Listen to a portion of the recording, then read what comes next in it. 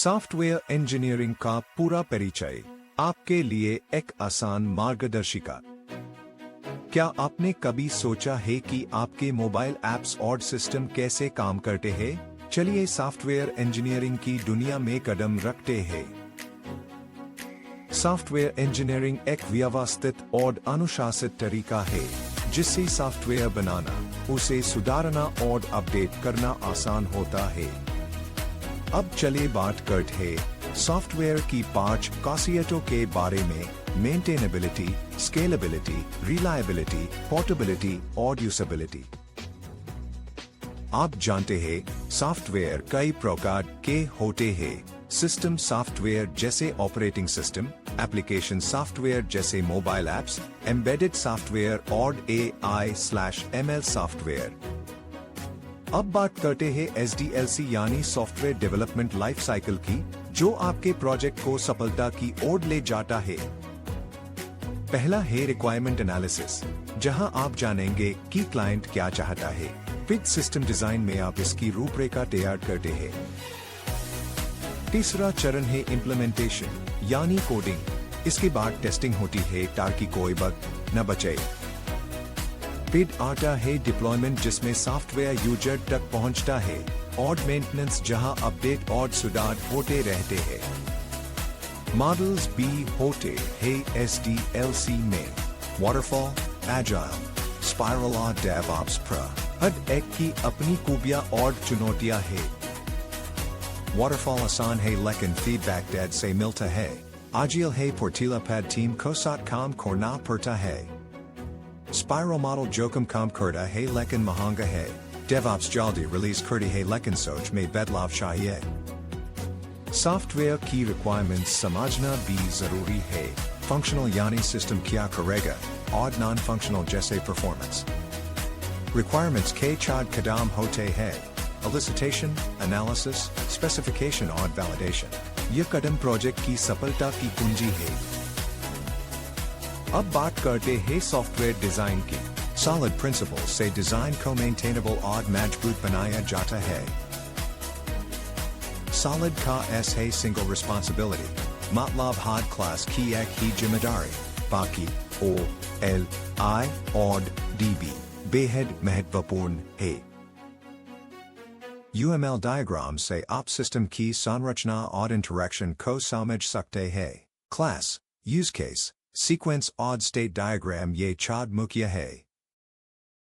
Software testing में हम अलग अलग स्तरों पर टेस्ट करते हैं: यूनिट, इंटीग्रेशन, सिस्टम और एक्सेप्टेंस टेस्टिंग। टेस्टिंग के प्रकार भी होते हैं: ब्लैक बॉक्स जहां कोड नहीं देखना होता, व्हाइट बॉक्स जहां कोड की गहराई से जांच होती है। रिग्रेशन टेस्टिंग यह सुनिश्चित करता है कि नए बदलाव पुराने फीचर्स को न तोड़े। यह सुरक्षा कवच की तरह है। सॉफ्टवेयर मेंटेनेंस में 4 प्रकार होते हैं: करेक्टिव यानी बग फिक्स, अडैप्टिव यानी बदलाव के अनुसार अपडेट, इफेक्टिव और प्रिवेंटिव।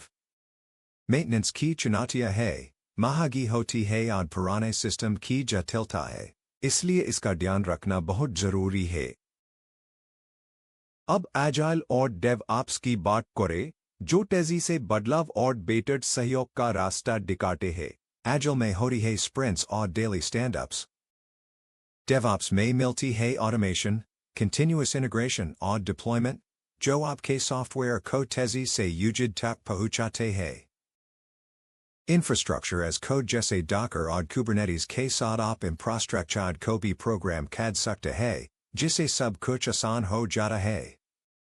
मॉनिटरिंग और लॉगिंग टूल्स जैसे प्रोमीथियस और ELK स्टैक से आप अपने सिस्टम की सेहत हर वक्त देख सकते हैं। प्रोजेक्ट मैनेजमेंट में कोकोमो मॉडल से आपको कॉस्ट का अंदाजा मिलता है और फंक्शन पॉइंट से सॉफ्टवेयर का आकार नापा जाता है।